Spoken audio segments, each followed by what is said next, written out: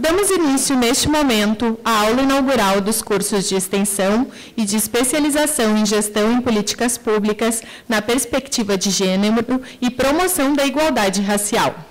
Este trabalho de qualificação e de formação profissional pertence à Rede Escola de Governo, programa coordenado pela Fundação para o Desenvolvimento de Recursos Humanos, da Secretaria de Administração e dos Recursos Humanos do Estado, em parceria com a Secretaria de Políticas para as Mulheres do Estado e da Pontifícia Universidade Católica do Rio Grande do Sul.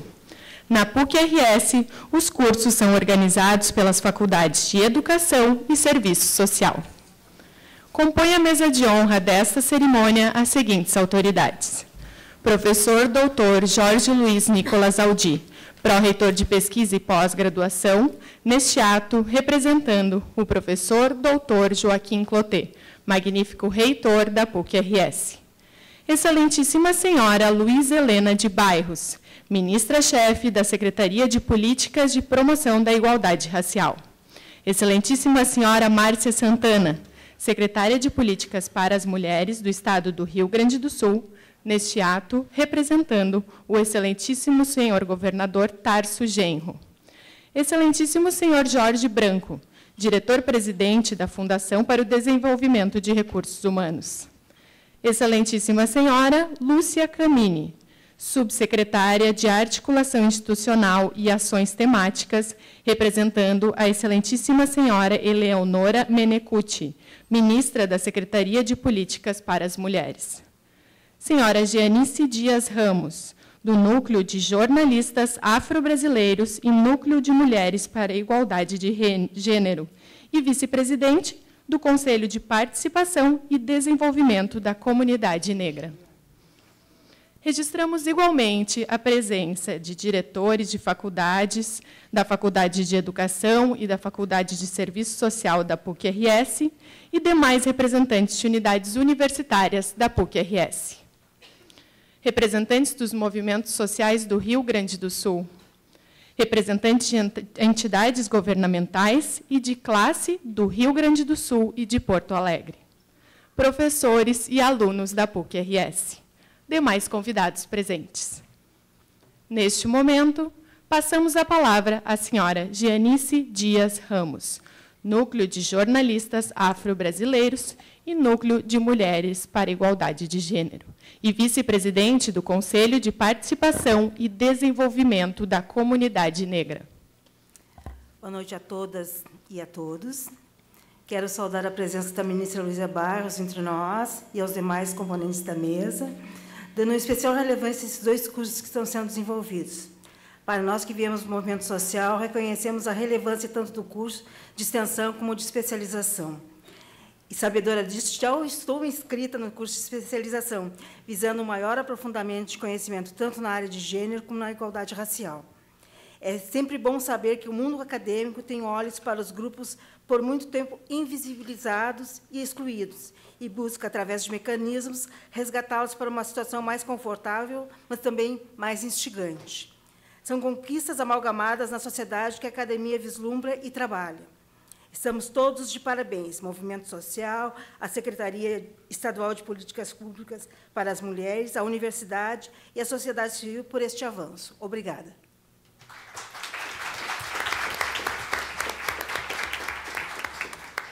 Neste momento, passamos a palavra à excelentíssima senhora Lúcia Camini, subsecretária de Articulação Institucional e Relações Temáticas, representando a excelentíssima senhora Eleonora Menecucci, ministra da Secretaria de Políticas para as Mulheres.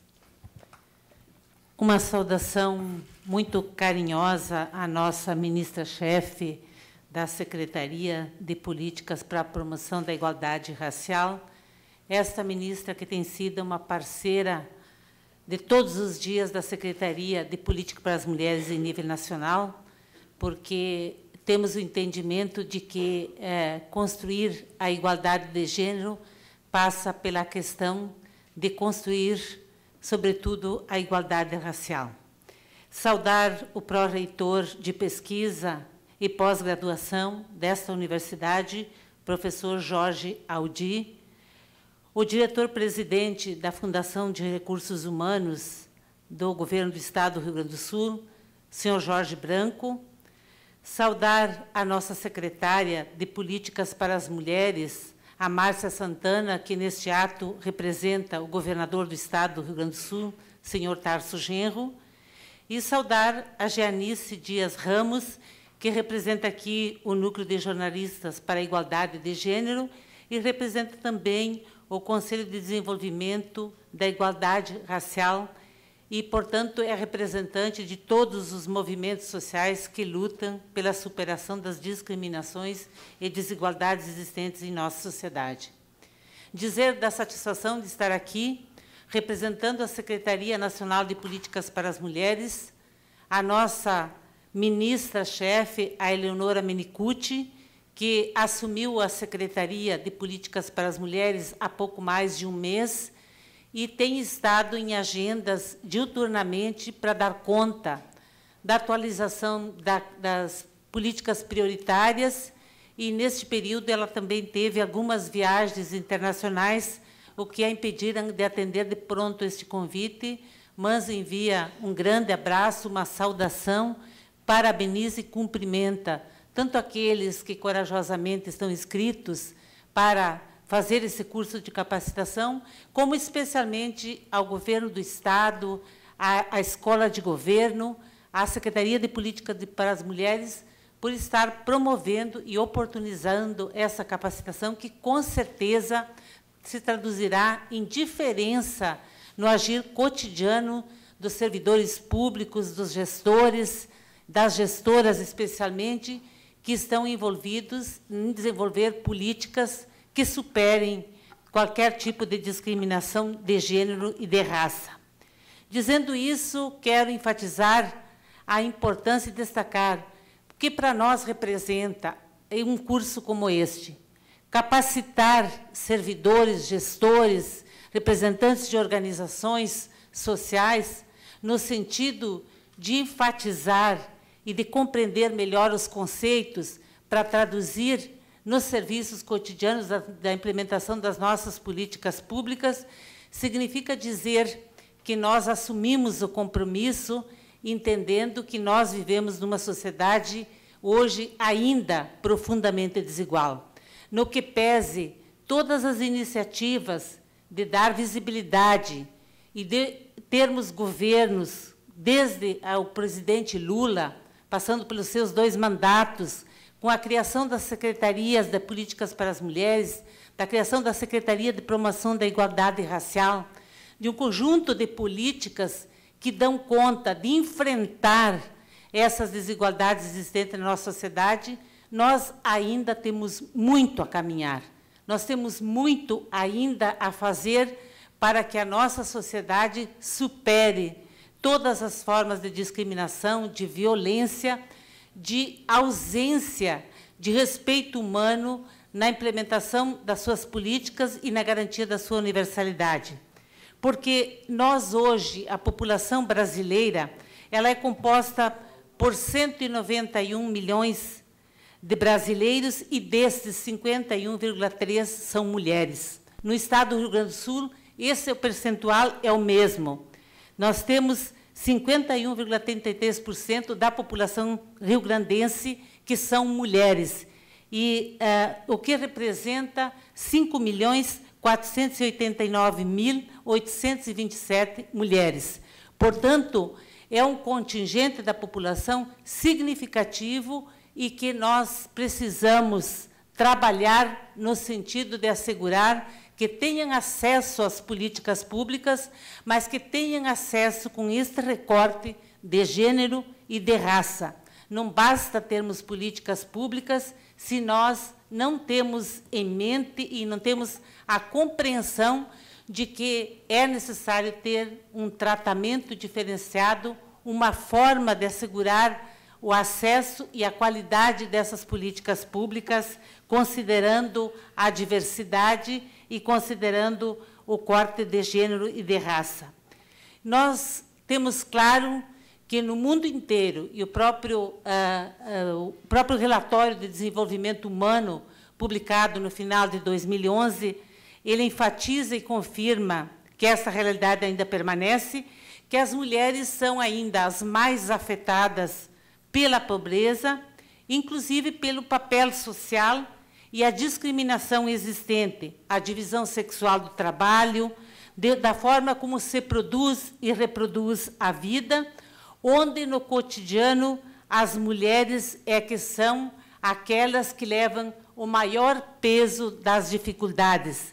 E se nós observarmos, quando se trata da questão das mulheres negras, ainda este peso é maior, assim como também as mulheres portadoras de deficiência.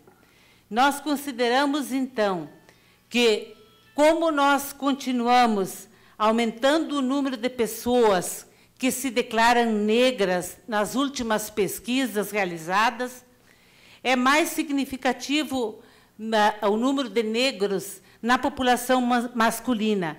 No entanto, quando nós verificamos entre mulheres brancas e mulheres negras, nós temos exatamente 49,5% da população de mulheres que são negras e 44,5% que são brancas. Portanto, temos que considerar também a necessidade de superar essa desigualdade social que existe quando entra para o mercado de trabalho, quando se trata do acesso à educação e quando se trata da questão de garantir direitos. Então, esta igualdade também precisa se expressar entre as próprias mulheres. A questão do envelhecimento, as estatísticas indicam que nós temos avançado na longevidade. Nós estamos vivendo mais no Brasil. E as mulheres são as que mais vivem.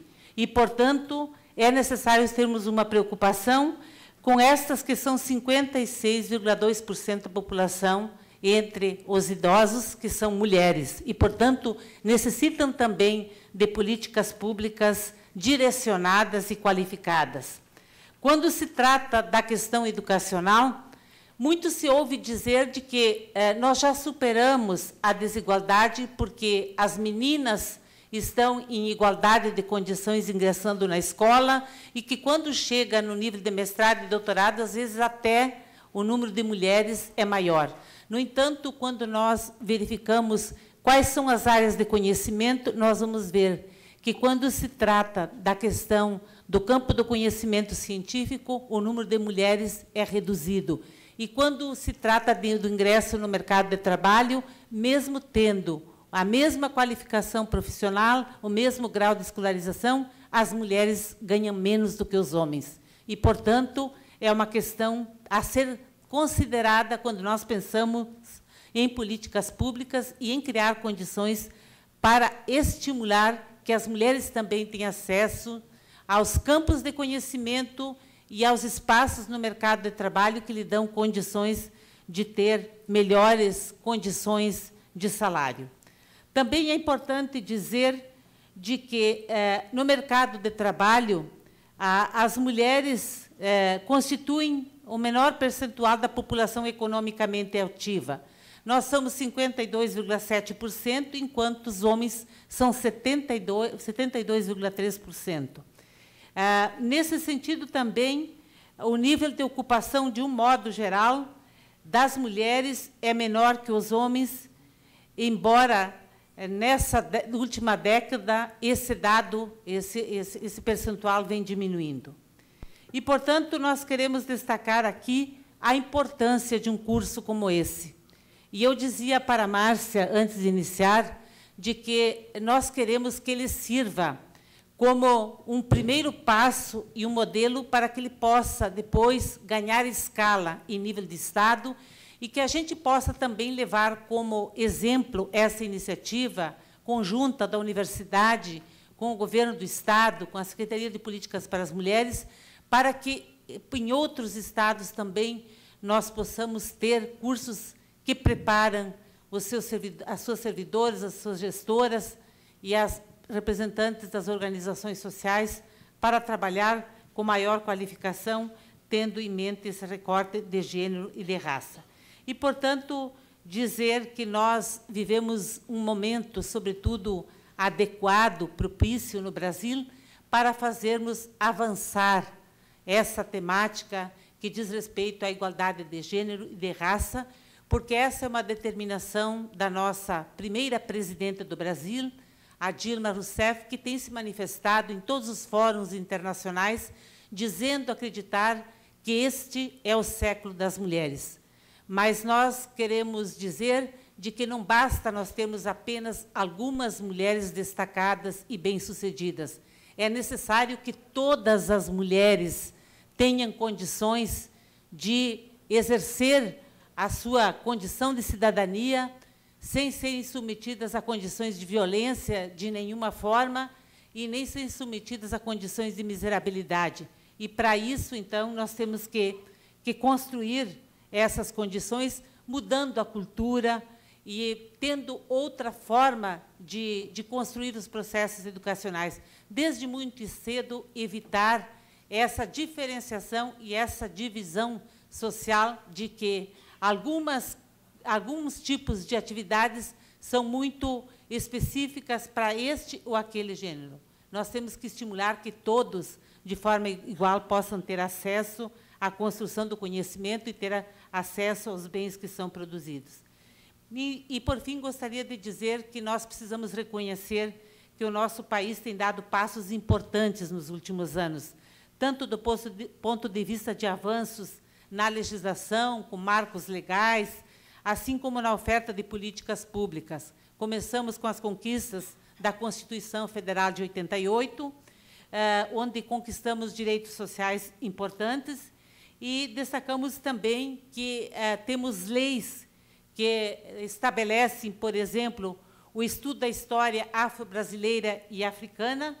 No entanto, ainda existe uma precariedade, uma reduzida, digamos assim, possibilidade de ter acesso, porque não temos professores ainda o suficiente qualificados, assim como também avançamos com a legislação da educação indígena, com diretrizes de educação quilombola e também, recentemente, a aprovação das diretrizes de educação em direitos humanos.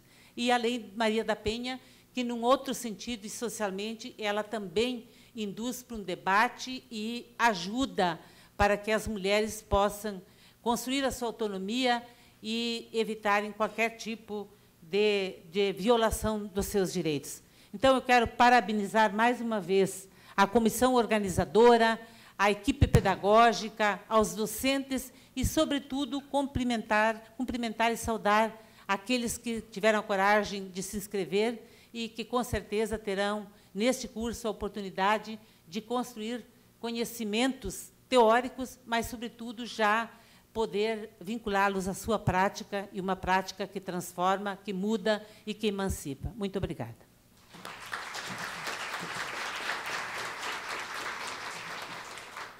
Para fazer uso da palavra, convidamos o excelentíssimo senhor Jorge Branco, diretor-presidente da Fundação para o Desenvolvimento de Recursos Humanos.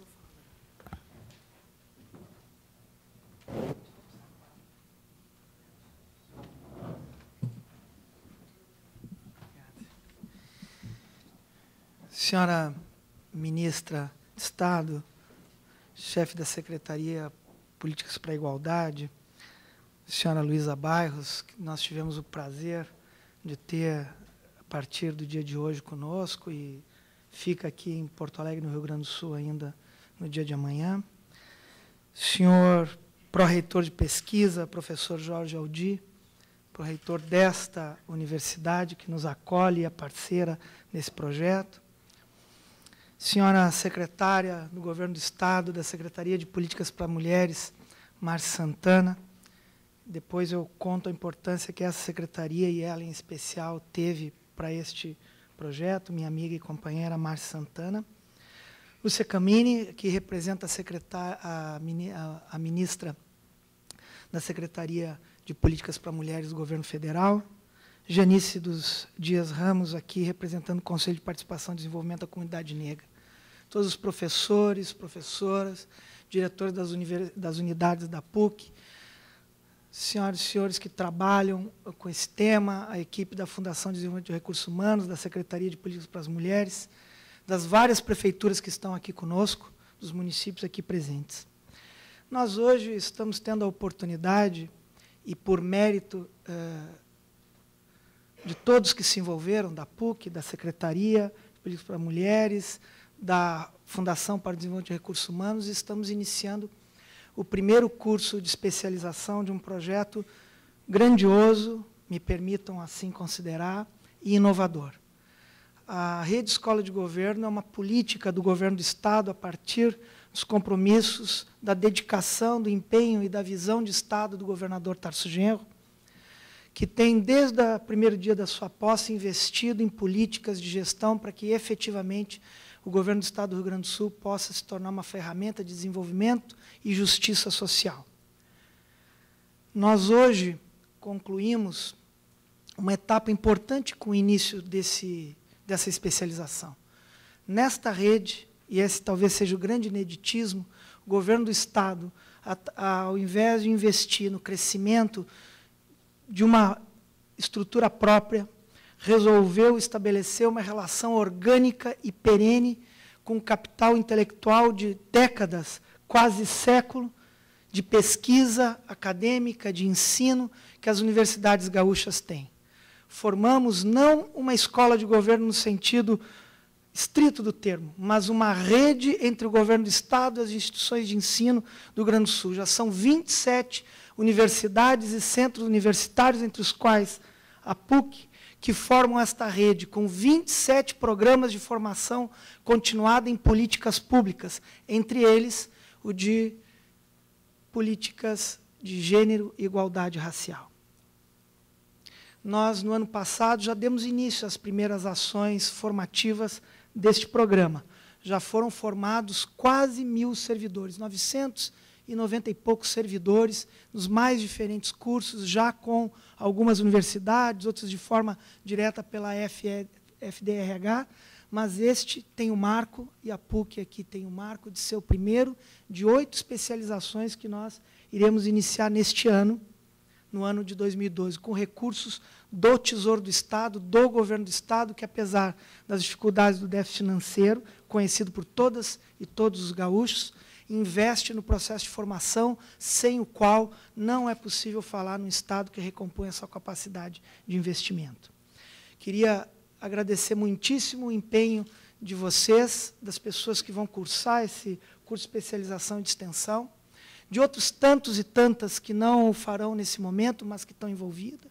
Este programa envolve diretamente agentes sociais, militantes do movimento popular, militantes do movimento da igualdade racial, de gênero, não só servidores públicos. E esse talvez seja a segunda grande distinção que este modelo, esta política de formação do Estado do Rio Grande do Sul vem a dar. Nós consideramos que não só os servidores ou os cidadãos com vínculo empregatício com o Estado fazem serviço público, fazem governo e fazem Estado. Há um conjunto imenso de cidadãos nos conselhos, organizações não governamentais, movimentos, que, junto com os servidores e empregados públicos, fazem o serviço público, fazem o Estado se desenvolver. Queria agradecer a cada uma pela coragem, porque tratamos aqui de um ineditismo, sujeito a muitas intempéries, mas com uma convicção imensa. Queria, por fim, ao ter agradecido à PUC, à Secretaria de Políticas para as Mulheres, à equipe da FDRH, os professores da PUC, agradecer à nossa ministra. É uma deferência imensa tê-la aqui, ministra. Nós sabemos o tamanho do Brasil, nós, o país vizinho, sabemos o tamanho do Brasil. É uma deferência incomensurável, que agradecemos imensamente sua presença aqui. Muito obrigado.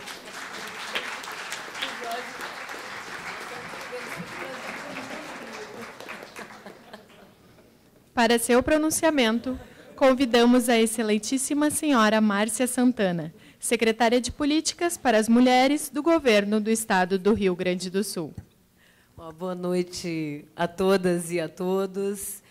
Quero fazer uma saudação especial aqui à nossa querida ministra, Luísa Bairros, Lúcia Camini, representando aqui a secretária nacional de Política para as Mulheres, Eleonora Menucchi, Jorge Branco, Gianice, professor Aldi. Desculpem a informalidade, né? Nós Tivemos de tantas agendas hoje, né, ministra?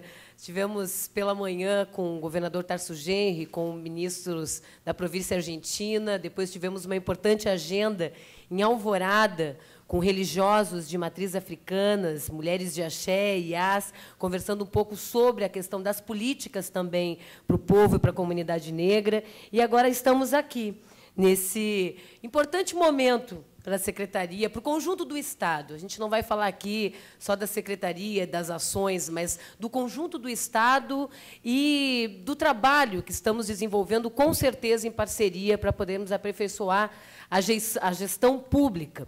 Mas quero fazer também um agradecimento aqui especial às faculdades de educação, às faculdades de serviço social. Tenho que destacar a Faculdade de Serviço Social, porque sou filha dessa casa, então, filha desta casa e filha da Faculdade de Serviço Social, e é sempre muito bom poder retornar à casa com um compromisso, né? Quando nós saímos de uma formação profissional, quando nós voltamos à nossa prática, a gente volta com certeza com alguns compromissos. E esses compromissos hoje, querido Jorge, né, meu amigo também, companheiro, que atendeu de imediato e compreendeu as necessidades reais, tanto do projeto Rede Escola de Governo, como ele bem destacou aqui, mas quando na Secretaria falamos da necessidade da implementação e da implantação de um curso que pudesse aperfeiçoar a gestão pública, principalmente no que diz respeito à gestão das políticas de gênero e raça. Quero agradecer imensamente a dedicação, a disposição de todas as parceiras e parceiros desse projeto e também fazer uma saudação muito, mas muito especial às alunas e alunos que estarão aqui conosco, professor Aldir, porque nós sabemos que também dessas pessoas há um compromisso com a gestão pública, um compromisso com a transformação real, né, que possa mudar essas relações, as relações das profundas desigualdades que ainda temos entre gênero, a dimensão racial, e o quanto isso, nesse olhar militante, pode ser materializado por dentro das estruturas da gestão pública ou onde nós estivermos. Então, não vou me alongar, nós temos aqui a nossa querida ministra para poder nos falar muito sobre esses acúmulos, sobre a gestão das políticas de gênero e raça. E a nossa ministra, me apertei aqui, nossa ministra que tem aqui profundo conhecimento, não só na gestão, mas acadêmico também, por onde trilhou, por onde passou, e que, com certeza, irá nos abrilhantar aqui nesse momento, nessa aula inaugural, nesse curso, que também acreditamos que seja um exemplo para o Estado e será o início de tantas outras ações que teremos para qualificar a gestão e a gestão pública. Então, quero agradecer, desejar uma boa noite a todas e a todos, e aguardamos aqui a aula da nossa querida ministra. Muito obrigada.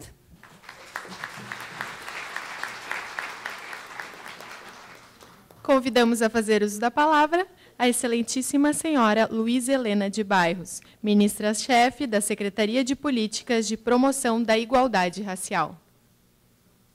Bom, então, nesse momento primeiro aqui de abertura, eu gostaria apenas de renovar as saudações e os agradecimentos, a começar pela nossa secretária de Política para as Mulheres, a Márcia, pelo convite para vir a Porto Alegre, aqui esses 2 dias. Agradecer ao professor Jorge Aldir por nos acolher aqui na PUC com esse curso. Agradecer ao Jorge Branco pelo investimento que a FDRH tem feito, não só nessa temática, mas tantas outras temáticas que desafiam a gestão pública hoje, em função dessas mudanças recentes na sociedade. O prazer aqui de reencontrar minha colega e co-irmã da SPM Nacional, Lúcia Camini, e, finalmente, Janice Dias, que aqui representa a sociedade civil. Um prazer enorme revê-los a todos. Cumprimentando, então, meus parceiros da mesa, queria cumprimentar a todas e todos vocês que vieram prestigiar essa aula inaugural hoje. Muito obrigado.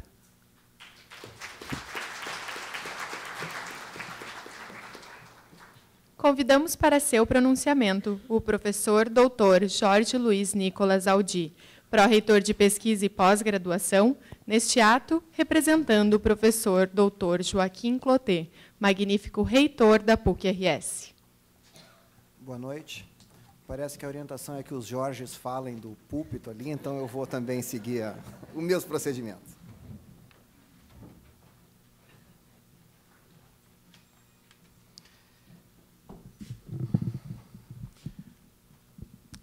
Excelentíssima senhora Luísa Helena de Bairros, ministra-chefe da Secretaria de Políticas de Promoção da Igualdade Racial. Excelentíssima senhora Márcia Santana, secretária de Políticas para as Mulheres do Rio Grande do Sul, nesse ato representando o excelentíssimo senhor governador Tarso Genro, a quem me permito um cumprimento especial pela admiração, né? Eu estava pensando ali por 3 grandes vertentes, Márcia. Não sei se é pelo fato que lembraste de ser diplomada aqui da PUC, se é pela tua energia, pela tua forma autêntica de interagir nas oportunidades que tivemos, ou também, me permito dizer, porque eu sempre me recordo da Maria do Rosário quando falo contigo, pessoa porque eu tenho uma enorme admiração.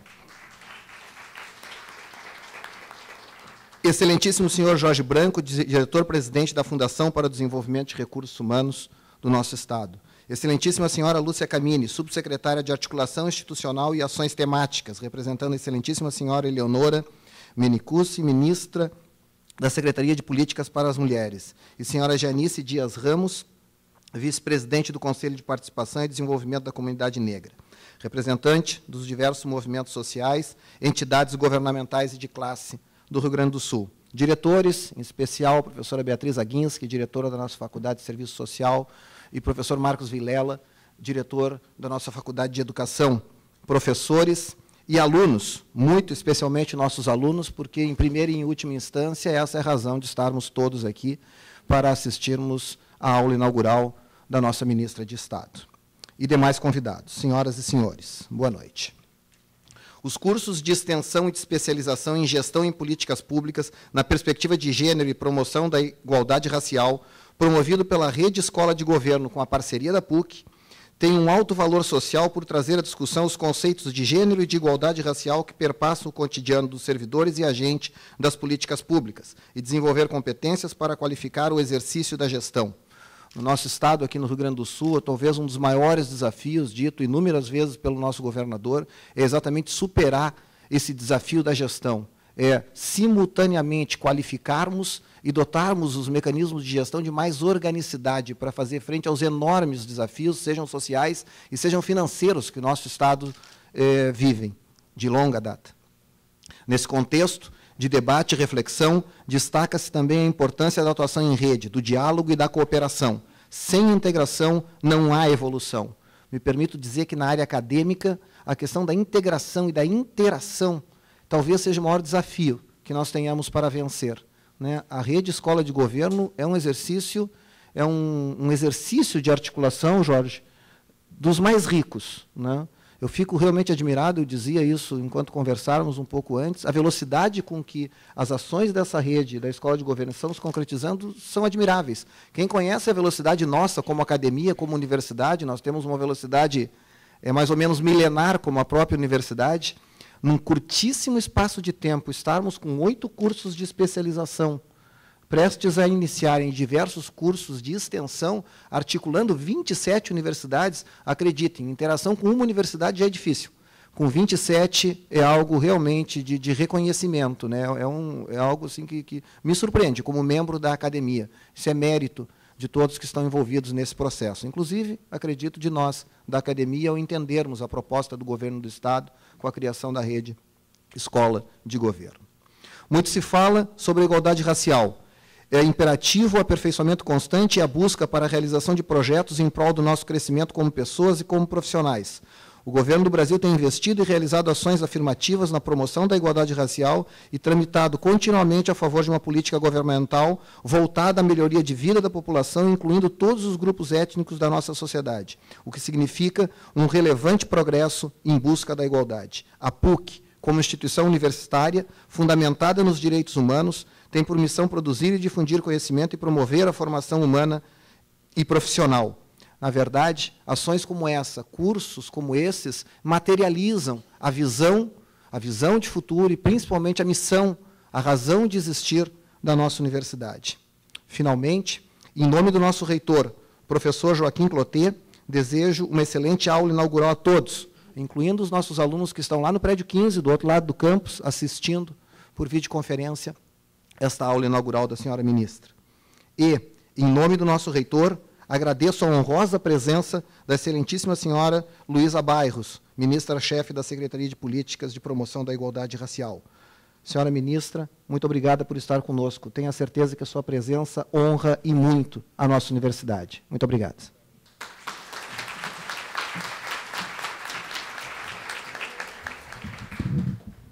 Com estima, agradecemos a presença das autoridades à mesa de honra e convidamos os senhores a dirigirem-se à primeira fila deste auditório, à exceção da excelentíssima ministra Luísa Helena de Bairros, que proferirá a aula inaugural dos cursos de extensão e especialização em gestão em políticas públicas na perspectiva de gênero e promoção da igualdade racial.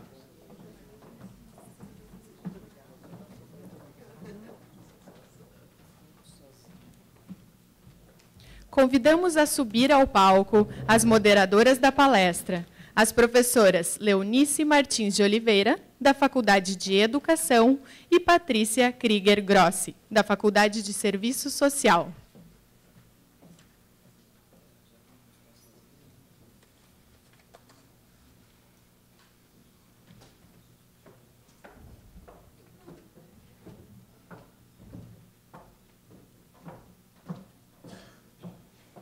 A porto-alegrense Luísa Helena de Bairros é mestre em Ciências Sociais pela Universidade Federal da Bahia e é pós-graduada em Sociologia na Michigan State University, nos Estados Unidos.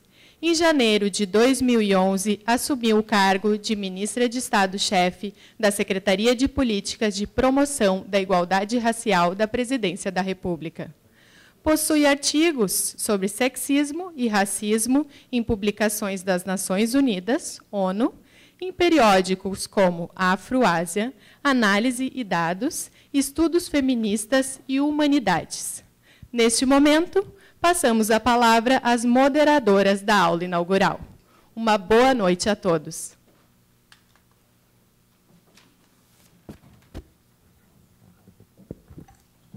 Boa noite a todos e a todas. Temos a convicção de que esta é uma noite muito significativa para todos nós e já estamos, então, parceiros, unindo nossos esforços para realizar o compromisso com a pauta de políticas públicas que o governo federal vem instituindo e implementando. Trata-se de decisão política com fortes repercussões na formação de todos nós, pois não é simplesmente marcar a diferença como uma construção histórica, mas inserir a diferença de gênero, de raça, classe social, dentro de uma política cultural que busca criar, nesse espaço educacional, um espaço para, do ponto de vista epistemológico, fundamentar nos interesses daqueles que estão excluídos, que são os invisibilizados. Então, para tanto, nós pressupomos a construção de novos referenciais conceituais, formativos, tendo na construção da igualdade racial, de gênero, na abordagem da classe social, o foco político, social e filosófico para as nossas ações, sejam individuais ou sejam de forma coletiva. Portanto, prezada ministra, excelentíssima senhora Luísa Bairros, a nossa satisfação em podermos participar dessa mesa consigo.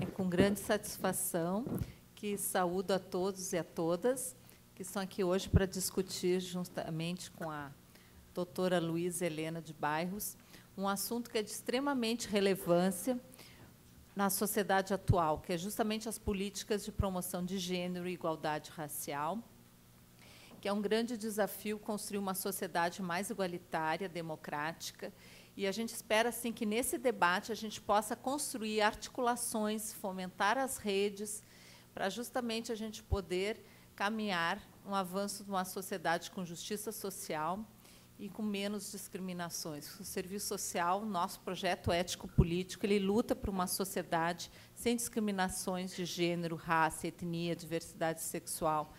E as contribuições dessa noite vai ser muito importante para reafirmar esse nosso compromisso com esse nosso projeto ético-político. Então, a nossa função é fazer uma síntese depois que a ministra for proferir a sua fala. E então eu dou a palavra à doutora Luísa. É uma honra estar aqui conosco hoje para poder discutir sobre essa temática que nos é tão cara.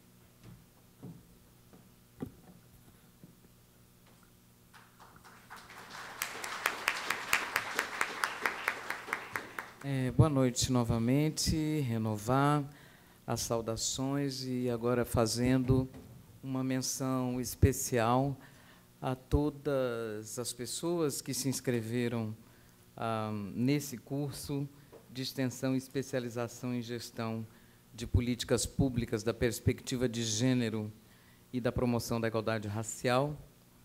E também agradecendo aqui a presença das professoras da educação e do serviço social aqui a meu lado, fazer uma saudação aos alunos e alunas desses dois cursos que também nos acompanham nos debates dessa noite. Gostaria de começar essa intervenção dizendo que, invocando, em primeiro lugar, uma espécie de pano de fundo para tudo o que vai ser dito daqui para frente.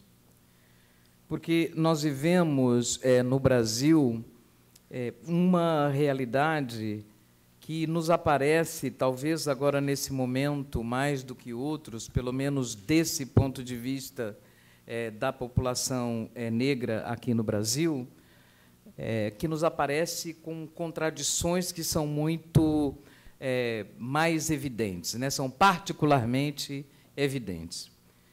De um lado, você tem no Brasil hoje a permanência do racismo como um dado na vida das pessoas negras.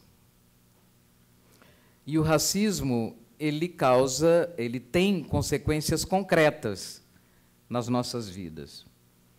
Ele tanto assegura determinados privilégios para quem é branco no Brasil, como ele assegura desvantagens para quem é negro.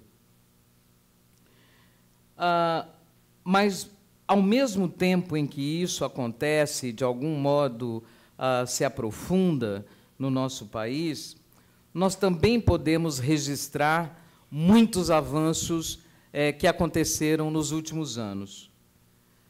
Você tem hoje, como já foi dito aqui reiteradamente, uma agenda de políticas públicas de promoção da igualdade racial e de gênero no país. Você, sem dúvida, teve, ao longo dos últimos anos, um processo de ascensão social na população brasileira como um todo e na população negra mais particularmente. Isso, de uma maneira geral, como consequência das políticas de valorização do salário mínimo que foram adotadas no Brasil, como consequência da expansão do emprego, que permitiu que houvesse, ao longo do tempo, uma diminuição cada vez maior dos níveis de desocupação na sociedade. Nós fomos, efetivamente, acolhidos por esse processo, mas e também beneficiados em vários níveis pelas políticas de ação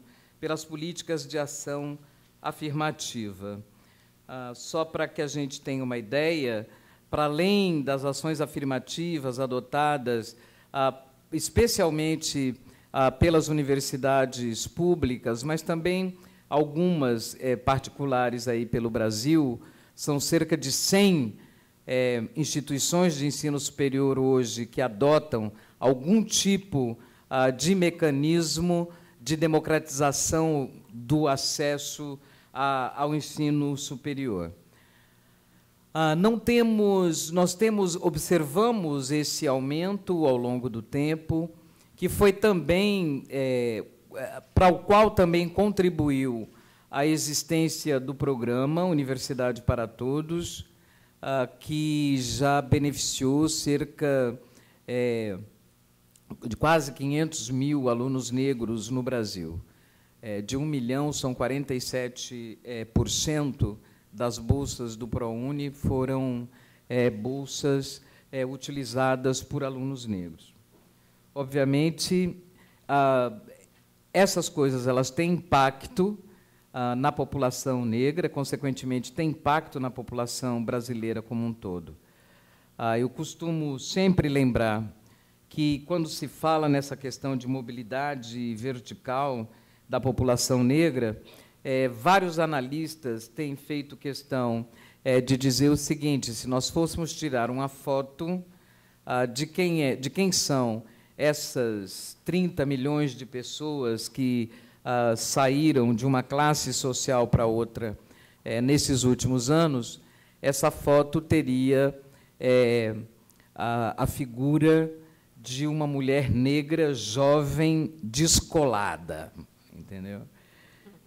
Eu gosto dessa última característica, porque o descolada, me parece, se refere aos efeitos que o movimento negro teve ao longo do tempo, que permitiu que nós tenhamos hoje, né, pessoas negras muito conscientes da sua própria situação, pessoas negras que sabem exatamente qual é o lugar que a sociedade procurou lhe reservar e o que é que deve se fazer para romper com essas determinações.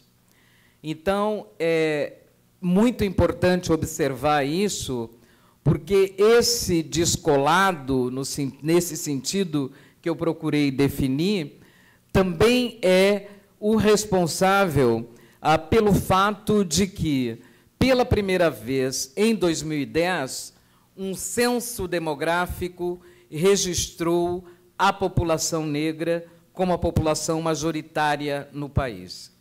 E isso não é um feito trivial da ação dos movimentos negros no Brasil, até porque o fato de termos passado os 50% da população, mais exatamente 50,7% da população, indica que conseguimos, nos últimos anos, romper de forma muito significativa as barreiras que existiam para que as pessoas pudessem se declarar como negras no Brasil, porque se declarar como negra era se declarar como parte de uma população subalternizada, como parte de uma população de menor valia. Então, nós estamos aqui hoje falando desse pano de fundo, como eu mencionei, passados 10 anos da terceira Conferência Mundial contra o Racismo, que, como nós sabemos, foi realizada pela ONU em Durban, na África do Sul, em 2001, num processo que, em muito, contribuiu para que o movimento negro pudesse dar um salto do ponto de vista das suas reivindicações.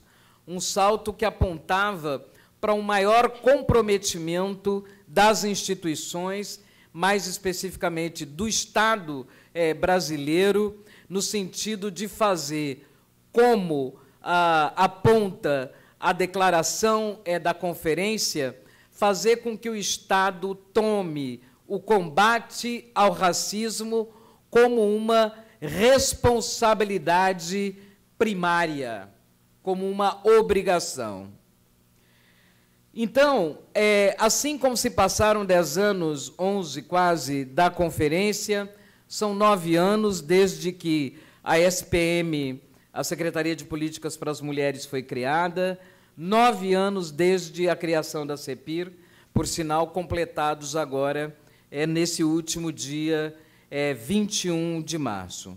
Então, é um momento oportuno também para refletir sobre questões que certamente podem contribuir para que nós tenhamos uma incidência mais efetiva sobre aquelas contradições que eu apontei no início da minha fala. Uma conjuntura de expansão de oportunidades, por um lado, e a permanência do racismo e das desigualdades raciais, por outro. Eu quero começar a pensar isso trazendo aqui para nós, já que se trata de um curso de gestão, o ambiente no qual se situa a intervenção dos órgãos de igualdade racial e dos de políticas para as mulheres no Brasil. É um ambiente que ainda é marcado pela falta de consenso sobre como mudar o quadro atual de exclusão de mulheres e homens negros dos lugares de poder e riqueza da sociedade. Fica sempre como um desafio constante e permanente a pergunta de como nós podemos fazer para inserir os direitos das mulheres, os direitos da população negra, os interesses desses grupos no mainstream, na corrente principal, ou seja, nas chamadas políticas públicas universais.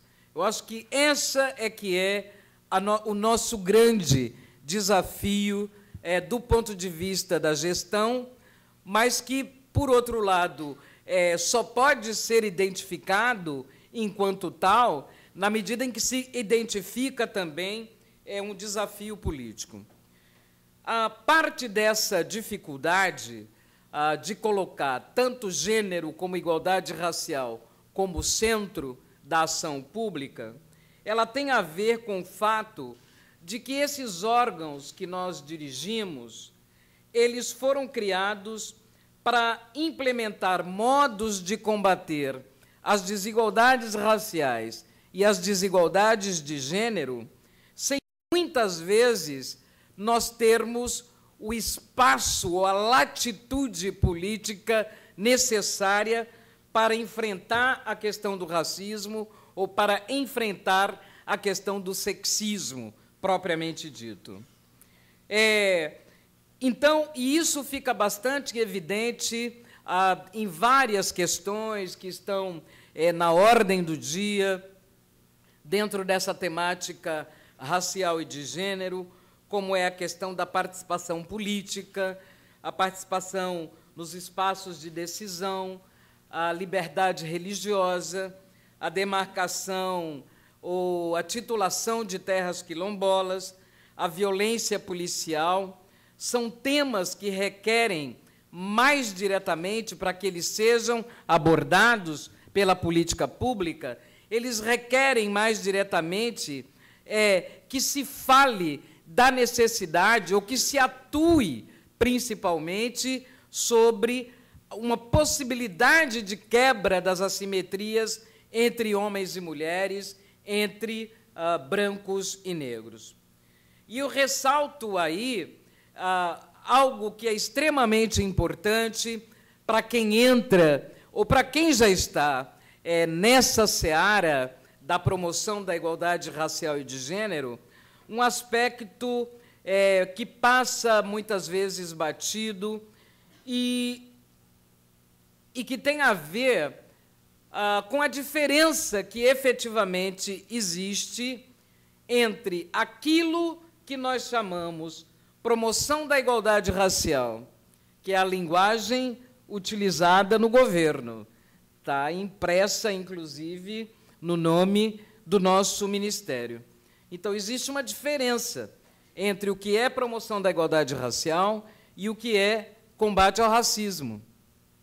Assim como eu acho que existe uma diferença conceitual entre o que se convencionou chamar de políticas para as mulheres e combate ao sexismo.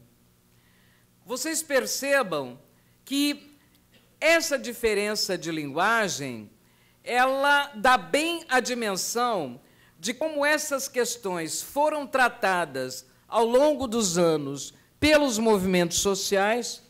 O movimento negro, ele nasceu no Brasil com uma tarefa muito evidenciada de combater o racismo. 30 anos depois desse processo de trabalho do movimento negro, quando se cria um órgão no nível federal, você vai chamar de promoção da igualdade racial. Obviamente que entre combate ao racismo e promoção da igualdade racial, o que você vai experimentar com essa mudança de expressão é também um certo deslizamento e uma mudança de significado entre o que foi colocado pela sociedade e o que o Estado é capaz de absorver e responder. E nessa perda de significado de uma expressão para outra, é exatamente onde reside uma certa insatisfação da comunidade negra no Brasil hoje com os resultados que esses órgãos de igualdade racial são capazes de gerar. Nesse sentido, portanto, é muito importante que os gestores e gestoras, ao perceberem essas nuances da questão, percebam também que nos lugares onde se colocam, dentro da estrutura dos governos, em qualquer esfera ou em qualquer instituição, onde você tenha como missão promover a igualdade racial e a igualdade de gênero, nós, então, nos colocamos nesses lugares como tradutores.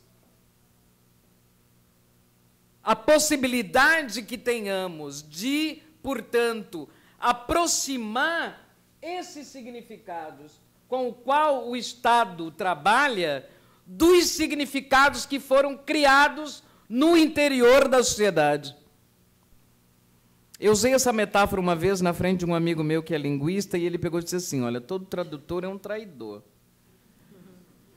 Eu digo, mas eu acho que isso que você está dizendo também cabe dentro dessa situação em que a gente se encontra, porque é um pouco assim que você vai ser tratado pelo movimento social desde o momento que você assume um lugar desse, né? Que você é um traidor em potencial, na medida em que nem sempre você vai poder traduzir exatamente aquele significado que a sociedade está dando para determinadas propostas, para determinadas, mais do que propostas, né? De como a sociedade concebe a realização do seu direito. Eu acho que isso é que captura, digamos, mais profundamente as tensões que estão colocadas nesse processo que vivemos nos últimos anos. Bom, tudo isso eu estou dizendo, ainda me referindo àquela contradição primeira, porque nós não podemos ainda contabilizar resultados robustos na formulação e implementação de políticas de promoção da igualdade racial e de gênero. E isso tem a ver com o fato dos vários desafios que nós ainda temos que revisitar, dos vários desafios que nós ainda temos que enfrentar, né? Talvez até não tanto revisitar, mas enfrentar pela primeira vez. O primeiro desafio tem a ver com a necessidade, isso não apenas para gestores e gestoras, mas para cada uma e cada um de nós, não importa onde trabalhe, o que faça, né? Para qualquer pessoa que viva no Brasil. Nós temos que superar essa resistência que ainda existe em reconhecer o racismo e também o sexismo como estruturantes das relações sociais no Brasil. Esse é um ponto de partida que é fundamental para quem trabalha com essas questões e é uma das coisas que ainda permanecem sendo grandemente contestadas na sociedade brasileira. E a não existência, ou melhor, a resistência em reconhecer essa capacidade que o racismo tem de criar efeitos concretos na vida das pessoas, é que ainda emperra, por exemplo, muitas vezes, a questão da adoção de ações afirmativas.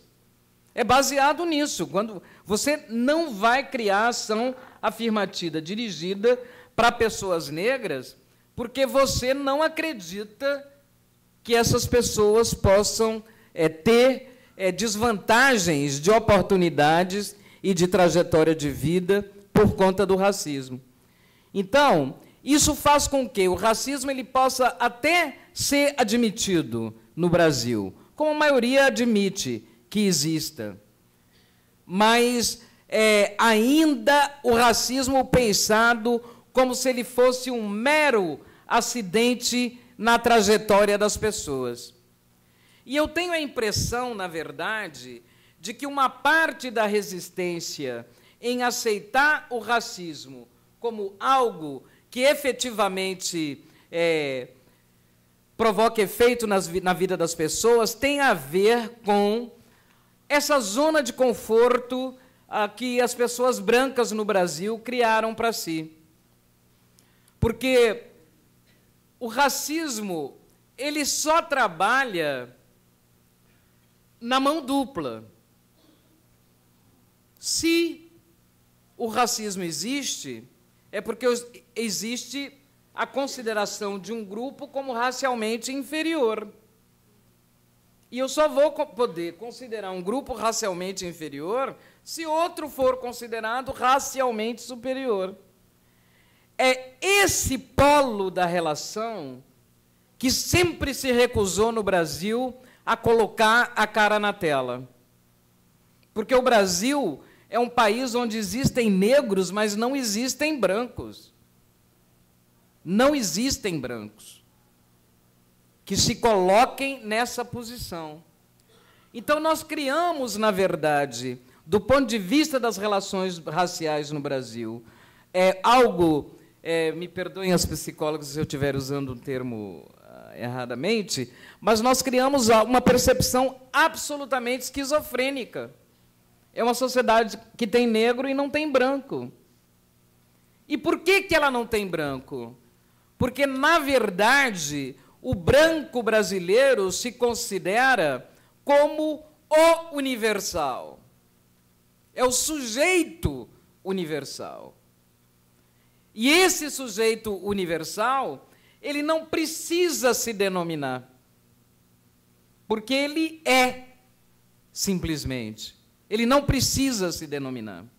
E denominados somos nós, que somos negros, e que fomos colocados numa situação em que, para poder sair de dentro dela como uma dimensão de subordinação, nós tivemos que utilizar essa palavra que nos foi dirigida, negro, e nos foi dirigida de um modo pejorativo, ressignificar essa palavra e recolocá-la na sociedade novamente como um aspecto positivo.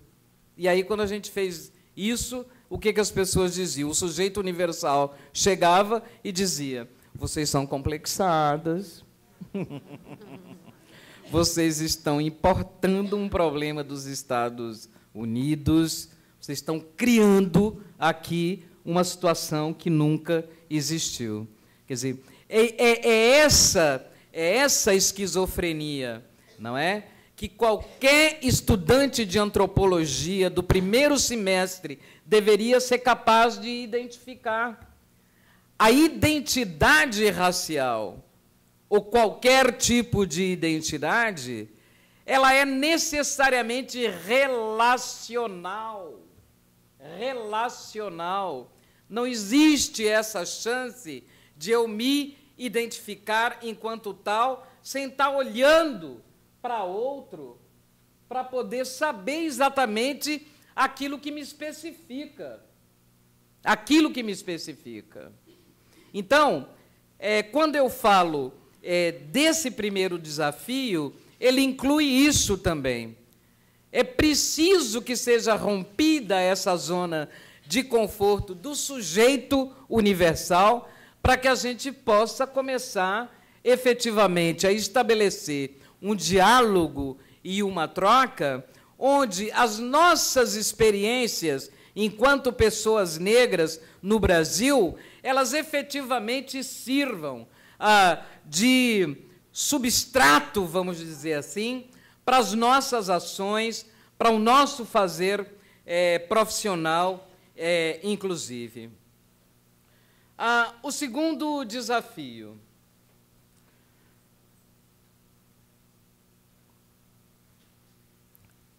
Muito raramente as pessoas negras são percebidas, em todas essas abordagens sobre inclusão, muito raramente as pessoas negras e as mulheres são percebidos como potenciais sujeitos de políticas diferenciadas. Muito difícil.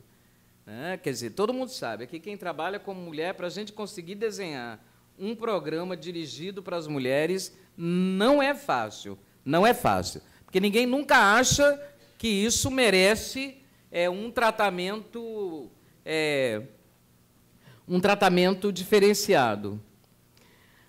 A não ser que você consiga demarcar que mulher é essa, ou você consiga demarcar exatamente que negro é esse. Então, todo mundo adora essa possibilidade de trabalhar com mulher pobre. Mulher pobre, todo mundo percebe isso. Porque mulher pobre você tem que fazer o quê? Você tem que ensinar tudo a ela, né? E a abordagem acaba sendo essa. Você tem que ensinar a mulher pobre a ter higiene, tem que ensinar a mulher pobre a espaçar a gravidez, a usar métodos contraceptivos. Você tem que ensinar a mulher pobre a trabalhar, não é? Tem que capacitá-la em determinadas ocupações, e que serão sempre ocupações de mulheres pobres, e por aí vai. A mesma coisa acaba se dando com as pessoas negras, de uma maneira geral, sejam homens ou mulheres. Quando você vai para o espaço da política pública, é muito difícil dizer, eu digo, olha, aqui os negros do Partenon têm essa e essa e essa e essa característica, e eu vou fazer uma política de acordo com as características dos negros que moram no bairro do Partenon. Muito provavelmente a gente não vai conseguir. Porque esse negro do Partenon é o negro urbano. É aquele que está querendo ir para a universidade, é o que está querendo se capacitar em alguma coisa mais com maior valor de mercado, em alguma profissão com maior valor de mercado, o que está querendo várias coisas. Então, é quando, por exemplo, você... E isso, gente, o sujeito universal não diz nunca para a gente. A gente foi aprendendo isso ao longo do tempo e nessa convivência com esse sujeito. Ele reage, ou ela, a qualquer possibilidade dessa pessoa negra virar seu competidor direto. Qualquer possibilidade de virar seu competidor direto. Você vai dizer assim, não, vem cá, quem sabe você, entendeu? Não, vem cá, vamos embora ver. até quando, por exemplo, nós, nos cursos universitários, vamos ser maioria na pedagogia, na história, na sociologia, no serviço social? Eu fiz esses cursos, quase todos também. Mas a imposição é tão grande que eu fiz administração também. Originalmente, gente, eu sou uma administradora pública e de empresa. Entendeu? E aí, depois que eu fiz isso, eu digo, não quero não, fui fazer sociologia. Entendeu? Então, existe essa coisa de que você vai sendo direcionado, de algum modo, para determinadas carreiras que são extremamente importantes, não é? Na sociedade, mas que são aquelas carreiras que são as carreiras mais desvalorizadas. Eu quero ver, depois, por exemplo, na Bahia, hoje, você tem, dentro da Universidade Federal da Bahia, o curso de comunicação, que sempre foi um curso de maioria branca, no caso da Bahia, ele modificou completamente a composição racial depois das cotas. Modificou completamente, Janice. Você entra nas salas de aula, você não acredita a quantidade de alunos negros que você encontra lá. Eu quero saber o que vai acontecer com essa profissão. Porque é assim que o racismo funciona no Brasil. É assim que o racismo funciona. Porque quando você vai observar esse crescimento, por exemplo, não se reflete, não está refletido em determinadas possibilidades de trabalho que a área de comunicação oferece.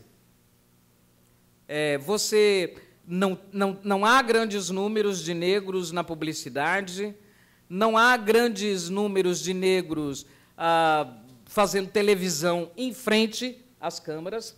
Atrás está cheio, na produção dos programas, etc. Mas, como representação, isso não acontece. Então, por conta dessa dificuldade, né, de você ter o negro como o seu competidor, você só vai pensar em política pública para melhorar a vida desse negro se você puder demarcar exatamente onde ele está e onde ele ficará. Porque é exatamente isso que acontece no Brasil com as comunidades quilombolas. Não existe um lugar que você vá que não tenha alguém fazendo alguma coisa, algum governo fazendo, estadual, e o federal, ministérios, fazendo alguma coisa relativa à comunidade quilombo, que não tenha lá uma meta relativa à comunidade quilombo. Né? Por quê? Porque aquelas comunidades estão lá e a minha expectativa é de que lá elas fiquem. Okay? Não tem essa de comunidade quilombola vir para o urbano para fazer o que tem que ser feito. Mas o que a beleza, digamos assim, desse processo é tão grande que, na medida em que as comunidades quilombolas foram se organizando e achando o seu próprio lugar como sujeitos políticos, e principalmente como interlocutores políticos do Estado, foram também criando suas próprias possibilidades. Quer dizer, hoje você tem, concretamente, em muitos lugares do Brasil, uma movimentação e experiências muito concretas de preparação de jovens quilombolas para a universidade. O que força, por exemplo, o Estado brasileiro a pensar na questão da educação quilombola, rompendo aquela barreira da 5ª série do ensino fundamental, que foi colocada como o máximo que alguém que vem de uma comunidade rural, e principalmente de uma comunidade negra rural, pode ir. Eu tenho que pensar nisso como uma possibilidade que atravesse a trajetória escolar que é possível alguém ter num país como esse. Ok? Então, é como você faz para, inclusive, muitas vezes, através da política pública, impedir processos de ascensão, impedir processos de aquisição de escolaridade. Então, a pobreza, com isso eu estou querendo dizer, ela não é o único determinante da exclusão, ela é um agravante das situações de exclusão. Mas os negros não são discriminados porque são pobres, né? Embora exista um pouco esse, como se fosse um imaginário que ainda permanece na sociedade, de que pessoas negras em situação de pobreza é algo absolutamente natural. Ninguém se choca, ninguém deixa de dormir, ninguém repara o fato de um professor ou professora chegar numa escola pública no ensino médio e ensinar aqueles alunos do 1º ao 3º ano e nunca mencionar a palavra faculdade, a palavra universidade para aqueles alunos. Porque você coloca um limite nas possibilidades de participação da pessoa negra na sociedade. E isso é uma coisa que é feita o tempo todo, que vai se reproduzindo o tempo todo. E ela se reproduz não apenas para as pessoas negras que se encontram em situação de pobreza. Ela se reproduz o tempo todo para qualquer pessoa negra em qualquer classe social. Em qualquer classe social. Por que isso? Porque a exclusão, ela acontece quando, para nós negros, para os indígenas, para as mulheres, quando a escola distorce, por exemplo, as nossas experiências históricas. Isso é uma forma de exclusão. Você sendo excluída, ou excluído do processo de construção histórica da sociedade, das sociedades, do mundo. Quando nós somos preteridos nos processos de admissão e de promoção nos lugares mais valorizados do mundo do trabalho, isso é exclusão também, que tanto pode acontecer com um engenheiro mecatrônico, como pode acontecer com um auxiliar de pedreiro, menos provável até. Porque o que a informação estatística nos diz é exatamente isso. Você aprofunda as desigualdades entre brancos e negros no Brasil, quanto mais você tem escolaridade, quanto maior é a escolaridade, quanto mais valorizado socialmente são os lugares do mercado de trabalho. É aí que as diferenças, os diferenciais entre negros e brancos aumentam profundamente. É muito maior do que na construção civil, onde você espera encontrar pessoas negras, é menor a diferença no trabalho doméstico, onde você espera encontrar pessoas negras, e por aí vai. Mas o que nós temos que ver é que todos esses processos, quando a nossa imagem é suprimida dos meios de comunicação, ou então mostrada sistematicamente de uma maneira negativa, são processos que excluem quase que tanto quanto a pobreza. Não são processos da mesma natureza, não é isso que eu estou dizendo, mas que são capazes de criar exclusões quase que da mesma natureza, né? Então, no limite, cada uma e cada um de nós, mulheres e homens negros, nós podemos até ser despidos da nossa humanidade por efeito dos estereótipos e de práticas racistas que nos associam ao burro, ao macaco, ao urubu e por aí vai. Quer dizer, porque essas comparações continuam tendo uma validade extremamente grande quando você quer efetivamente criar uma barreira, digamos assim, impossibilitar até essa consideração do negro como humano, e é exatamente essa a essência do racismo, é a desumanização que ele causa. Devido ao adiantar da hora, eu vou agora procurar reduzir um pouco mais essas intervenções. Tem ainda um terceiro desafio que é importante para gestores e gestoras de promoção da igualdade, seja racial ou de gênero. E aí eu vou cair para um aspecto que é mais específico do que os dois anteriores a que eu me referi. Porque existem limites que são impostos pela estrutura das instituições para tratar essas questões que são trazidas. Você tem, vamos pegar o governo do Estado, né, de qualquer Estado, que é dividido em secretarias por áreas temáticas, por setores, né? Você tem uma Secretaria do Trabalho, uma de Saúde, Educação, etc. Aí a condição de mulher e a condição de pessoa negra, ela não é vivida dessa forma. Ela não é vivida dessa forma. Os preconceitos e as discriminações que se constroem em torno dessas identidades, eles não são construídos setorialmente. Você vive isso de uma forma que é uma forma integral. E quando você vai com essas questões para dentro da estrutura do Estado, você começa a tropeçar nessa divisão.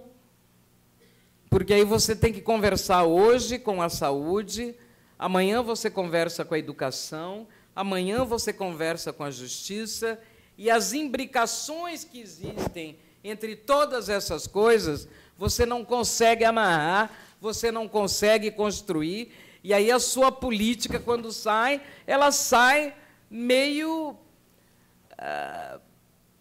entendeu? Ela não sai com capacidade para dar conta daquilo que você diagnosticou como uma questão importante para ser abordada. O que eu costumo dizer com relação a isso é que, na verdade, vai levar um tempo, mas isso vai acontecer. Até por isso eu perguntei hoje se tinha a Faculdade de Administração envolvida nesse curso. Porque alguém vai ter que vir para dizer o seguinte: essas questões da igualdade racial e de gênero, elas estão interpelando a administração, a gestão pública, de formas que eu considero extremamente profundas e importantes. Porque ela interpela, inclusive, uma forma como os governos são organizados, que não corresponde mais à maneira como a sociedade reivindica do Estado responder a seus direitos. Isso é algo, inclusive, que nós não pegamos como uma qualidade que nós temos trazido para a questão da administração pública no Brasil.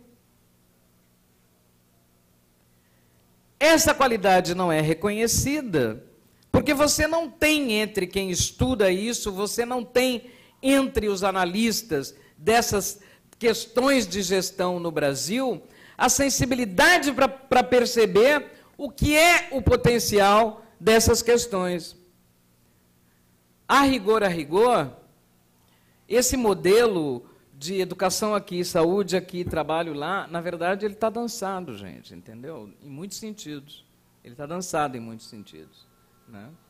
E a prova disso é que, quando a gente vai trabalhar, a gente trabalha na intersetorialidade sempre.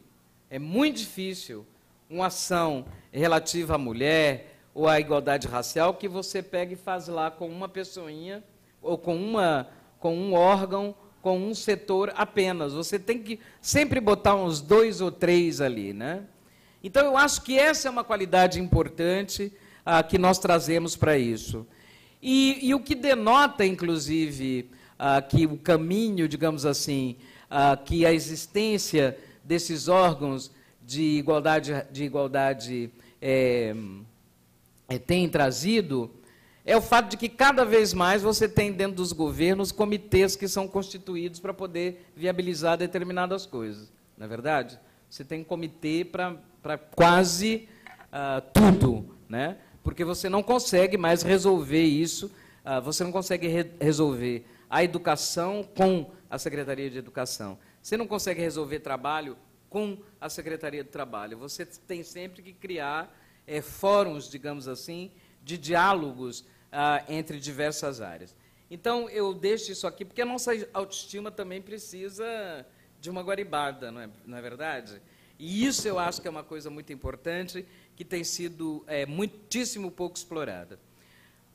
E é por isso, inclusive, que nós temos trabalhado de forma, na CEPIR, de forma dando uma prioridade grande à implementação do Sistema Nacional de Promoção da Igualdade Racial, o SINAPIR, que é exatamente nessa perspectiva de você criar, do ponto de vista da gestão, um instrumento para a política pública que lhe possibilite criar novas formas de relação entre os diversos setores, entre as esferas governamentais e por aí vai.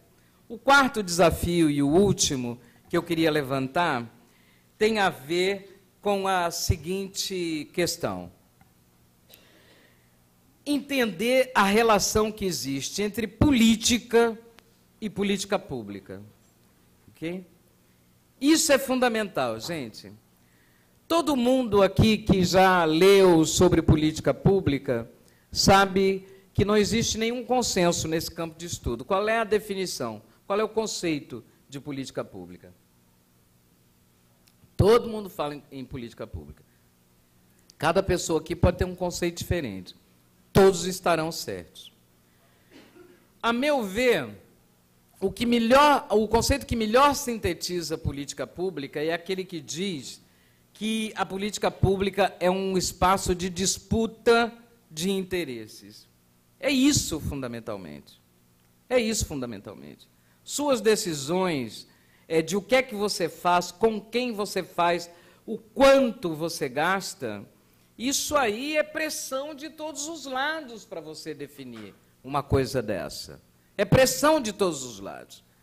E é essa pressão, e é esse conflito de diferentes visões sobre o que fazer, é que vai definir a política pública, né?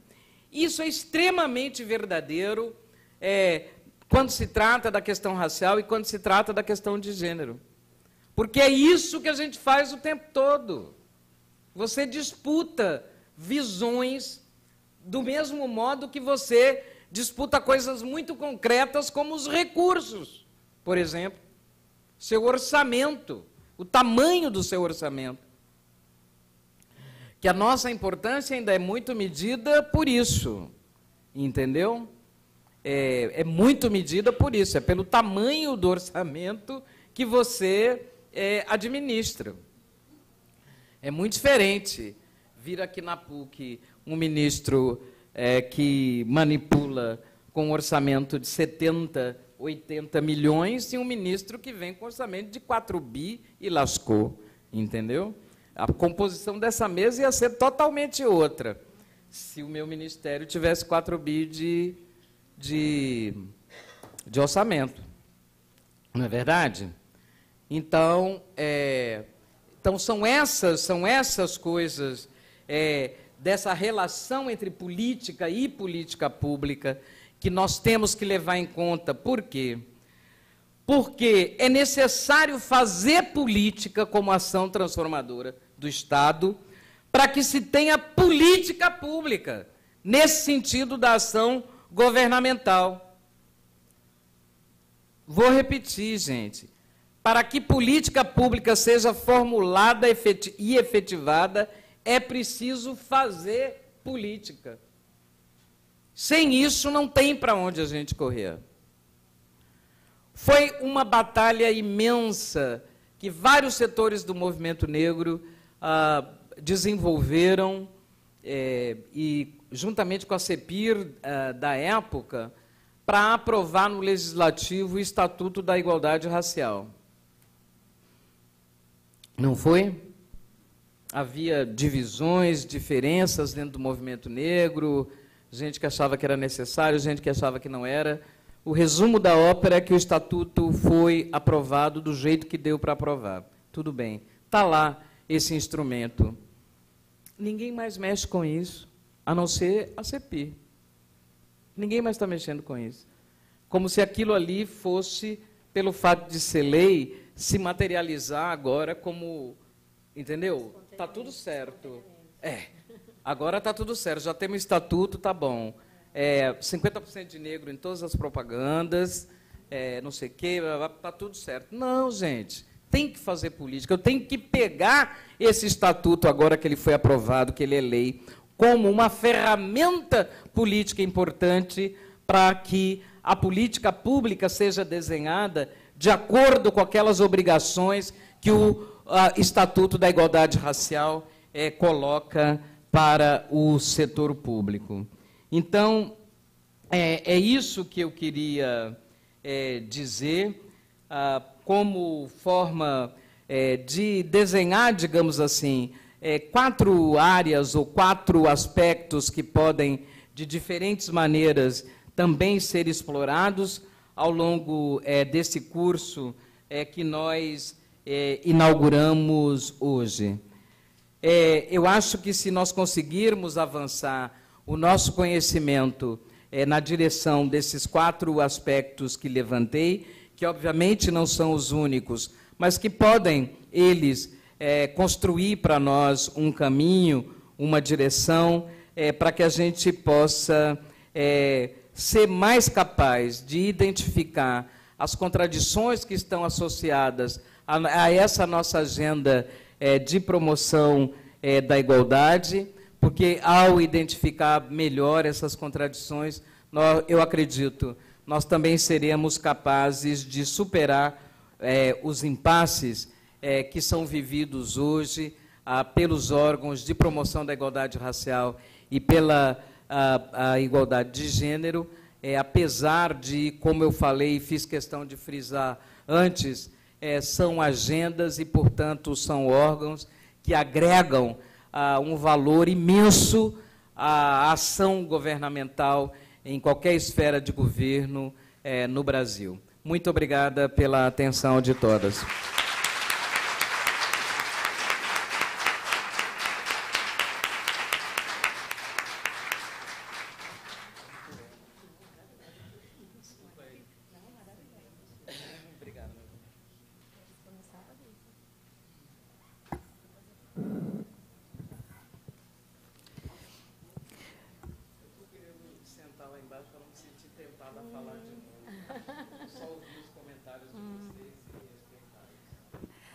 Bom, a ministra nos instigou tanto com as suas brilhantes palavras, me fez lembrar um pouco os desafios dos movimentos sociais e o próprio serviço social. Diz que a gente está sempre lidando com essas contradições que permeiam as questões de gênero, raça, classe social. E, inclusive, nós temos GTs de trabalhos que focam justamente na necessidade de combater os sistemas de opressão. Os sistemas de opressão, que é o racismo, o capitalismo, o sexismo, eles estão totalmente imbricados. E um dos avanços na questão da gestão pública é poder da materialização dos indicadores sociais de gênero, de raça e classe, mostrando não só essa dimensão da pobreza.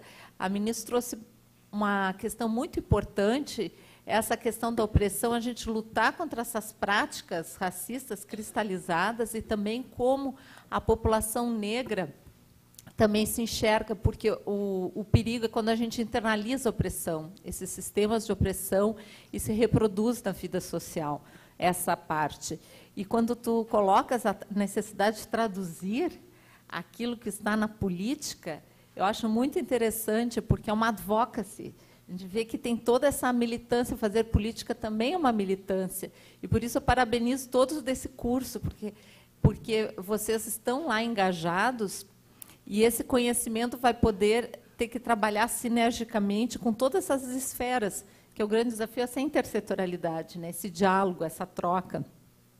Os pontos importantes são tantos que eu anotei aqui alguns desafios para nós pensarmos, né?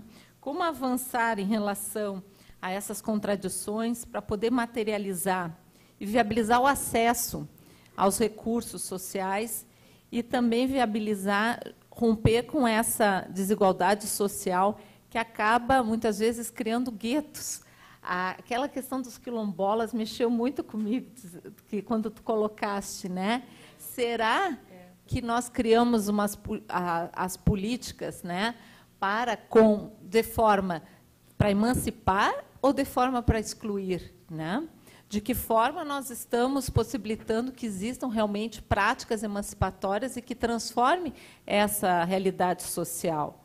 Até esse livro aqui, Retrato das Desigualdades, né, que no IPEA promoveu, ele traz, mostrando que 70% dos usuários da assistência social e da previdência social, então ali são famílias, né? E foi uma tentativa, um esforço de trazer esses indicadores, né, tanto de gênero e raça, mas não só trazer números. Agora, eu acho que o grande desafio é poder materializar, como ela traz, nas políticas, né?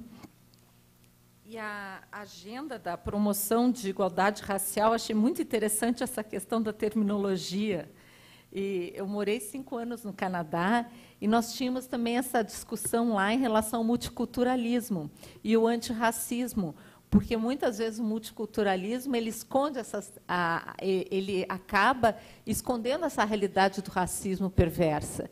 Então, nós temos que, sim, trabalhar também políticas antirracistas e poder valorizar as diferenças, né, e as diversidades, para que aquelas diferenças não se transformem em desigualdades.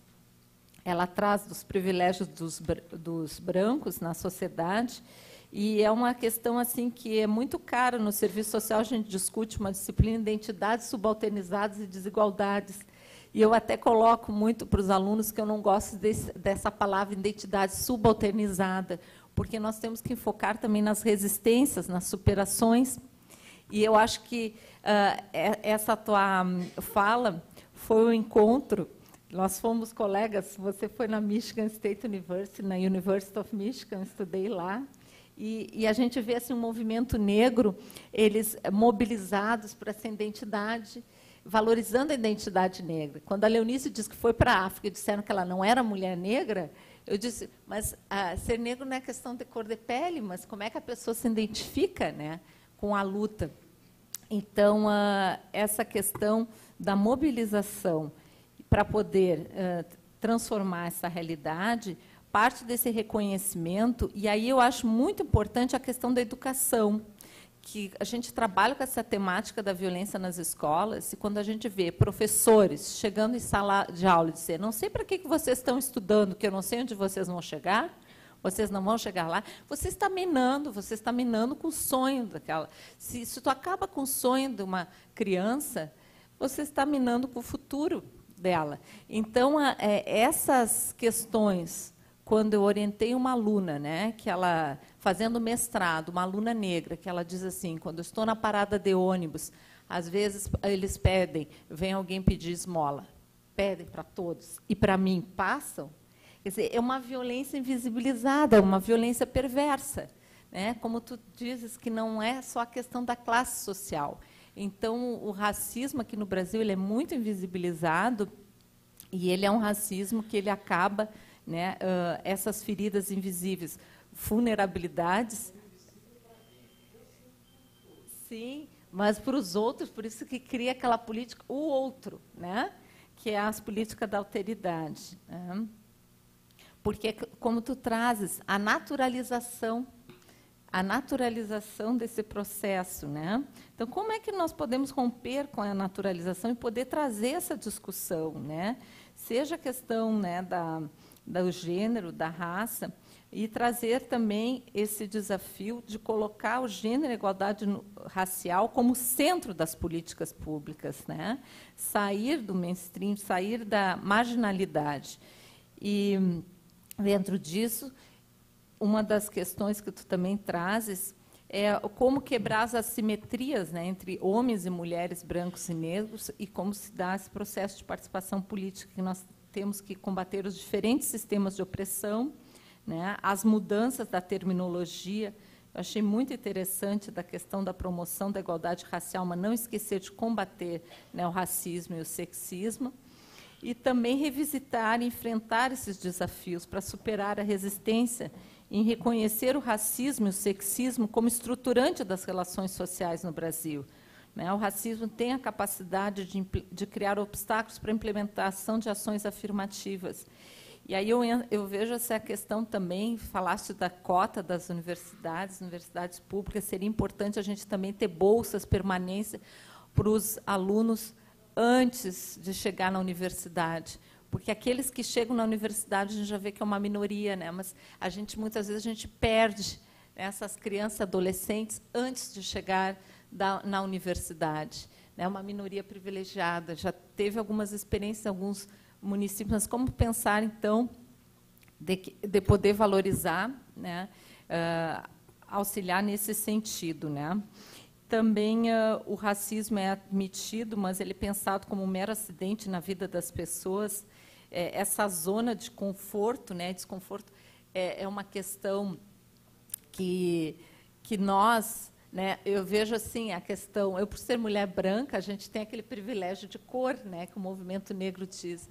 Mas quando, por exemplo, tu está num país estrangeiro, a gente sofre outras formas de discriminação e a gente vê como é perverso esse sistema, que acaba a pessoa se sente inferiorizada, né? Eu tive experiências que eu saía chorando de sala de aula sempre, né? E uma aluna chegou e me perguntou que ela queria fazer um estudo sobre opressão. Ela me disse: como é que você se sente num ambiente feminista? Era uma aula que era para abordar a metodologia feminista. E eu cheguei e respondi para ela: se isso é feminismo, eu quero ficar longe daqui, porque o feminismo é para combater todas as formas de opressão, gênero, raça, e simplesmente, naquela aula, eu não podia abrir a boca, que era silenciada. Em trabalhos de grupo, por exemplo, tudo que eu falava não tinha importância. Na hora de levar para o público, era só levado o outro grupo. E aí a gente percebe, né, essas formas de opressão. E outras, né, quando a pessoa vem com estereótipos. Por isso que a necessidade de combater esses papéis está previsto na Lei Maria da Penha, né, também trazer essas questões de gênero já dentro das escolas. E também não só trabalhar os conteúdos, sabe, como a Leonice diz, mas a forma como é que a mídia passa e traz, muitas vezes, muito em forma caricatural, né, a figura da mulher negra e a figura de outros segmentos, né, socialmente excluídos. Eu não vou me repetir todas as questões, mas só para poder mostrar a riqueza das provocações que a ministra nos trouxe. E, primeiramente, a gente sair, eu acho que um grande desafio é a gente não tratar a perspectiva da humanização, entender que o racismo, como as outras formas de opressão, eles desumanizam, né? Então, trazer de volta essa questão da humanização nas nossas políticas e também poder pensar nos nossos usuários do serviço, porque eu vejo muitas vezes a concepção da política, mas lá na prática, quando nós vamos entrevistar mulheres usuárias, né, e gestores, às vezes profissionais que atendem, por exemplo, mulheres em situação de violência doméstica, ainda permanece muitas vezes aquele entendimento que a mulher está lá porque quer ou porque ela provocou. A gente não questiona muitas vezes, né, os profissionais, quais são os fatores que fazem com que essa mulher permaneça, né, dentro dessa área de estudos que eu trabalho. E a gente vê como tem todas essas outras questões de autonomia financeira, né, que é importante a gente dar condições. Então, para empoderamento, não é só empoderamento pessoal e político, importante que a ministra fala, mas justamente de transformar as condições opressivas no meio, que acaba restringindo o acesso, né, de segmentos sociais socialmente excluídos. Eu vou passar para a colega, para a Leonice, que pode reforçar os limites impostos pelas estruturas das instituições, que eu acho que aqui é um desafio para a gestão, e a FDRH e a Secretaria de Mulheres estão de parabéns, porque eu acho que esse curso já vai possibilitar, já é uma prova de que há um movimento para romper e para trazer na agenda, nessa articulação entre políticas, por isso é importante essa transversalidade de gênero, que justamente, né, a gente está sempre na contramão. Nós estamos na contramão do projeto que está aí, né? Eu gostaria de, ao encerrar, então, o evento, a Patrícia trouxe com muita propriedade o comentário sobre as colocações significativas que a nossa ministra nos trouxe, nos instigando ao debate, inclusive a não indiferença, porque acho que todo mundo teria vontade de dizer alguma coisa, não é da hora, a gente também não tem como prosseguir por mais tempo. Mas, assim, a demarcação que ela nos traz, desde aquela conferência em Durban, na África, o compromisso político assumido pelo nosso governo brasileiro de assumir e realizar e possibilitar, então, que as políticas públicas pudessem ser pensadas, efetivadas e hoje estão sendo implementadas.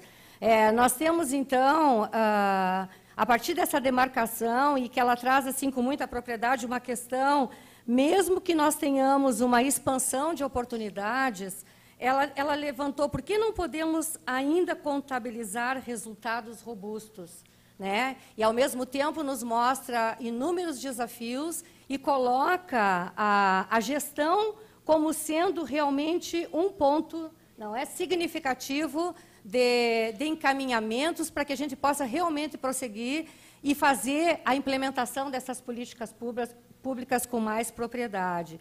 Então, eu penso também que, nessa oportunidade, ela nos deu muitas pistas de como nós continuarmos pensando e conduzindo esse curso de gestão. Acho que foi muito pontual os elementos trazidos, e me permite dizer, no primeiro encontro de aula, nós trabalhamos com o Estatuto da Igualdade Racial, já no curso de extensão. Eu consultei ao grupo se o grupo concordaria, vendo o plano e prevendo as aulas seguintes, trabalhar com conceitos, com ressignificação de conceitos, que também ela traz com muita propriedade a necessidade de nós termos um olhar com acuidade, né, para que concepções estão sendo consideradas agora, que outros conceitos estão presentes na sociedade, para que a gente, de fato, possa fazer um trabalho melhor, com mais qualidade e trabalhando fundamentalmente aquilo que deva ser realizado. Então, gente, assim, é uma boa noite. Agradecemos a doutora Luísa Barros por essa excelente conferência e agradecemos por essa oportunidade na nossa instituição PUC e os nossos parceiros de estarmos aqui neste momento, e obrigado a todos e a todas.